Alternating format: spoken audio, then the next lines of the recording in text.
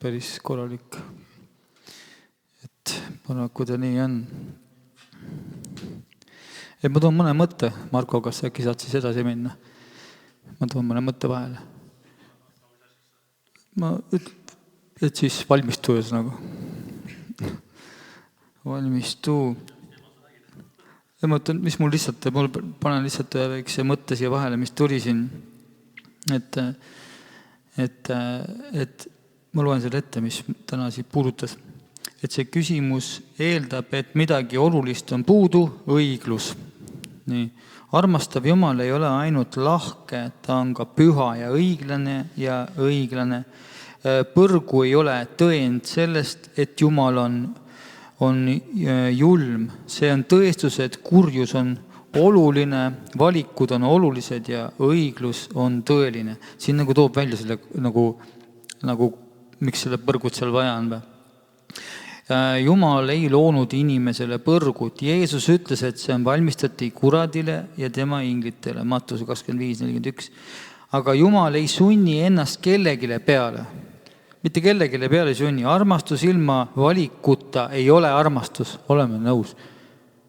See ei ole armastus siis, kui sul ei ole valikut. See naine peab kuuluma sulle. Ei ole nii või? Või see mees, sina võtad selle mehe, see praegu on ta lonturus, pärast saab inimeseks. See ei ole armastus. Armastus on valik, kas armastab või ei armasta. Armumine. Samamoodi on Jeesus ka. Armastus ilma valikuta ei ole armastus. Ja armastus ilma õigluseta ei ole ka armastus. Põrgu on olemas, sest Jumal austab inimese vaba tahet.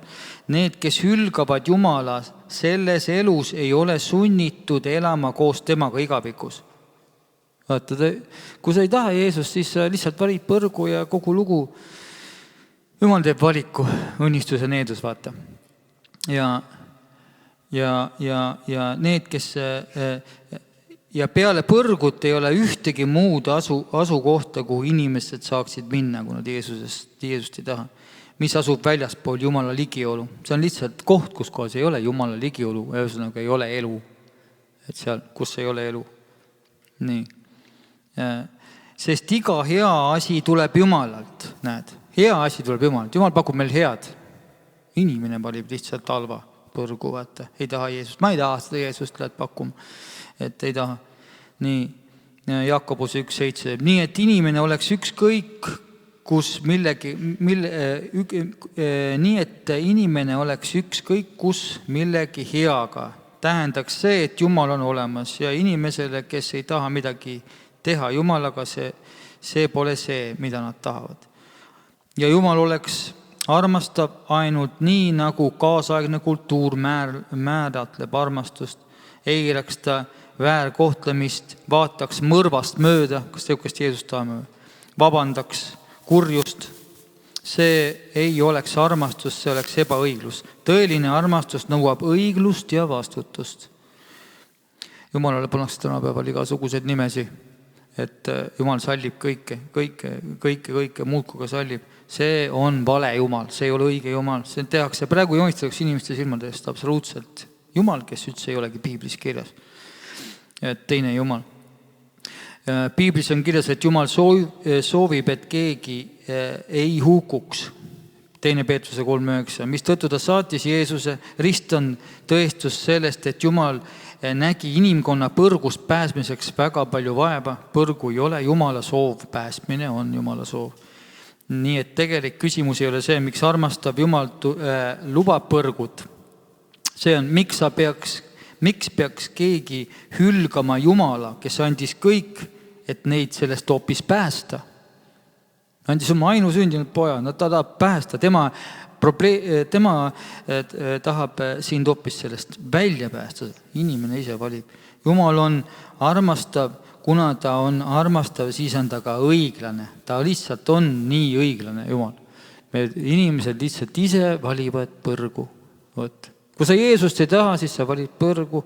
Kui sa armastad maailma, siis sa valid, sa teed valiku, sest Jumal on õiglane, valiku ja valik on see, et sul ei ole enam Jumalat.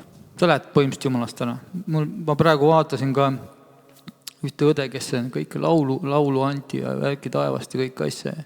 Läks korraks sinna, et enne 3. korraks maailmas ja kaduski sinna. Põhimõtteliselt ma vaatan juba seda Facebooki pilkide järgi, et ta on maailmas kadunud, see on kadunud tütar, tal huppus sinna ära. Vot. Ja nüüd on ta vaimses mõttes Jumalaga riius. Kas sealt üldse tagasi saab? Ma ei kujuta ette. Võib-olla ma ei tea, keegi peab tohutult palvetama hakkama, ma ise ka juba aastas palveta. Et kui lihtsalt minnakse, natuke läinud, mine osadusest minema, lõpuks sind ei nähta enam mitte kuskil, sealt kadunud, siis võib-olla kuskil 30 aasta pealt vaatad, kuule, kas see oled see? Olid teise näoga.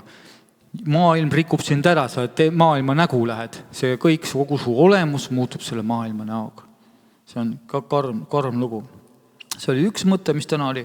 Ja teine on see, et ma kuulsin täna ühte palvet, et kriminaliseerida tuleb abort. Kristlan ütles üks palve, ma ütlesin, et kuule, ma ei ole selle asjaga nõus.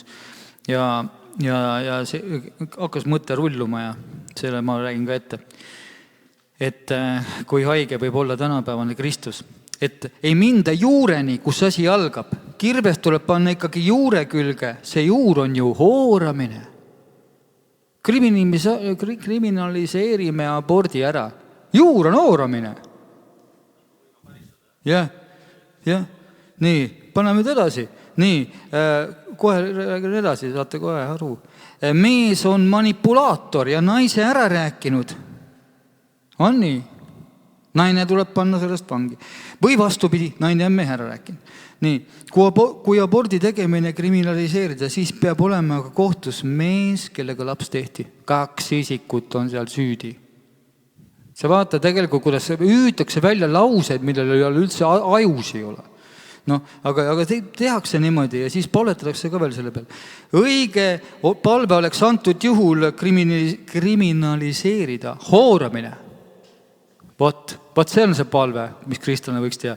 No, kuigi tegelikult see nii ka ei käi. Kui kaugemale vaadata, siis hoorajate punt, LGBT näiteks, võivad rahulikult edasi hoorata, sest nemad ju ei saa lapsi. Sa vaata kaugemale natukene. Et inimesed panevad aga muud kui ühte asja. Minu arust üks kaagutab kaasa, teine lähevad järgi. Üldse ei võeta põlvesi, et varuda, kuule, mis asi see nüüd on? Et issand, et kus ma nüüd olen, mingi situatsioon on siin, mis ma ei saa aru. Jumal seletab kohe sulle asjad ära, et see asi on jama. Abort ei ole mingil juhul õigustatud, see on mõrv. Minu arvamus, abort on mõrv.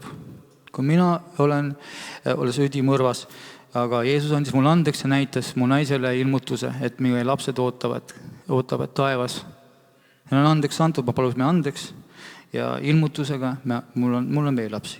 Tänu Jeesusele. Aga see on mõrv. Kuid seda keelustada käsu korras ei muutu inimese süda. Inimese süda ei muutu, seda mitte teha. Asi on vaimne ja muutuma peab süda, siis muutuvad ka teod. Ja vastus on selleks Jeesus. Ka Jeesus ei karistanud abielu rikkujat naist, sest teist osapoolt ei olnud. Näetate, abielu rikkuja naine toodi sinna. Ta saadi hooramiselt. Jeesus vaatas kohe, mis te variselt tahate mind siin praegu lõksu võtta. Kus teine osapool on? Kus mees on? Minu arust on vaja selleks asjaks, hooramiseks on vaja 2 tüüpi. On ju? 2 isikut on vaja olema nõus või on mingi teine üksinda saab hoorata või? Et ta näed. Ja Jeesus vaatas, et siin on praegu lõksud väljas ja ta et kus teine? Ja ta ei mõistnud seda. Abielu rikkumise pattu ei saa üksi teha. Moslemid ajavad teatavasti kõik naise kaela. Kui on naine vaata kuskilt on, siis ta pisatakse kividega seda surnuks. Kohe naine on süüdi. Mees ei ole süüdi, mees võib rahulikult. Isegi kui naine vägistatakse, naine on süüdi, mees on vaba. See on ebaõiglus. See on moslemelik käitumine, ütleme ma oluliselt selle kohta. Seepärast, et seal on sellised šariaadi või ma ei tea, mis asi seadused. Nii, ühesõnaga kõik, vaata, kas see üks kas oli David Bossman, keegi ütles, et seal religioon, kus kohas naisi vihatakse, see on kuradi religioon, see on kuradi. Seepärast naine vihkab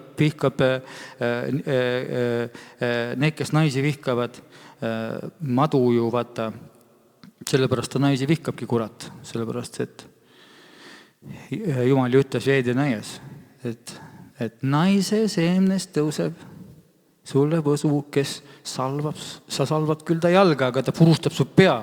Ja siis sellest ajast peale hakkas, ühesõnaga nad vihkavad naisi, need kuradi ja religioonid.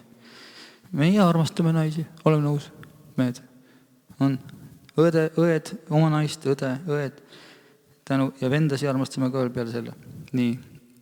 Ja kristlased peavad olema tarkuse vaimuga ja Kristuse meelega. Kellel pole Kristuse vaimu, see pole tema oma. Siis tulevadki siuksed jaburdused palved ka. Need perekonnata lapsed, nii öelda, perekonnata lapsed, mis tegelikult sünnivad, vaata, leiavad oma Epsteini ja Clintonid ja Trumpid ja enamus laste kaubanduse ohvrid on need kõik, kui vaatad. Enamus. Ja need inimesed, kes siuksed hüüdesi tavaliselt teevad, et ära tee aborti ja nii ja naa. Aga kui lõpuks see sama inimene, ma olen ülikindel, kes hüüab ära tee aborti ja siis tema ukse ette tuuakse see laps, kes siis, või siis kass, ta valib kassi. Hüüd on küll kõva. Koduloomi armastatakse tänapäevast rohkem kui lapsi. Need lapsed leiavad päris jamad olukorrad. Et juur on hoopis see, et kuradi juurest ei saa midagi head tulla. Ja hukka tuleb mõista abielu eelne ooramine ja abordile tuleb anda õige nimi mõrv, see on Paalile ohverdus. Sõna kuulmatuse needus, mis lasub nende peal, kellel ei ole Jumalat, Jeesust ei ole. Seal on ka karm teadaanne 28, 5, 28, 41. Sa sünnitad poegi ja tütard, aga need ei jää sinule, vaid nad lähevad vangi. See on needuse osa, kui sul Jeesust ei ole. See on ette öeldud Piiblis. Kui sul Jeesust ei ole, siis teeb, mis tahad, see laps läheb vangi. Siin on öeldud, see läheb Epsteini ei tea kuhu kohta. Mul on kahju nendest lastest täielikult, millega tehakse. Lapse kaamudus on tänapäeval metsik, pisara võtab silma. Ja meie asi on päästet kuulutada, siis muutub ka kõik. Noomida õiget, seda, kes tunneb Jeesust, mitte patust, kes ei tunne päästet. Meil ei ole õigust noomida neid inimesi, kes Jeesust ei tunne. Sellest õpetussõna ütleb ka, kes õpetab pilkajat, toob enese läbi. Me ei hakka pilkajat õpetama. Me näeme, inimene on pilkaja. Mida sa õpetad pilkajast? Jeesus ütleb siin oma sõnas, et püha vaimu läbi, et sa tood enda läbi. Kes noomib õelat, selle külge jääb halb märk. Sa võid õelat seal noomida ennast siniseks ja tegelikult sinu külge jääb halb märk. Ära noomi pilkajat, et ta sind ei vihkaks. Isegi vihkamine tekitab siis, kui sa pilkajat hakkad noomima. Noomi tarka ja ta armastab sind. Kus on tark? Kui on Jeesuse vaimuga keegi ja saab noomida õige koha pealt, siis ta armastab sind. Võt sellest tunned ära, kas ta on Jumala oma. Kui ta sulle rusikat tibutab, me loeme siin, siis ta pole üldse Jeesus oma. Kui sa noomid õige koha peal, mingi kristlane joob seal saunas 3 õlut. Miks sa jood 3 õlut? Võta 1 lonks, kui tahad võtta, aga ära 3 joo. Hui, mis sa ütlesid mulle? Kas ma ei võigi juba saunas juua? Praegu kristlased joovad, mis nad üldse õlut joovad? See ei tohi üldse tegelikult juua. Õlu on jube jook. Saunas jogalja, kui tahad juua. Aga kui ma kristlasele niimoodi ütlen ja sealt saan, siis ta tegelikult ju Jumala sõna ütleb, et ta on hoopis pilkaja ja õel. Kui ta meelt parandab, siis ei ole. Anna targale ja ta saab veelgi targemaks. Õpeta õiglast ja võtab veelgi enam õpetust. Issanda kartus on tarkuse algus, kõige pühama äratundmine on arukus. See on niisugused minu mõtted, mis praegu on. Ja Marko, räägi ka.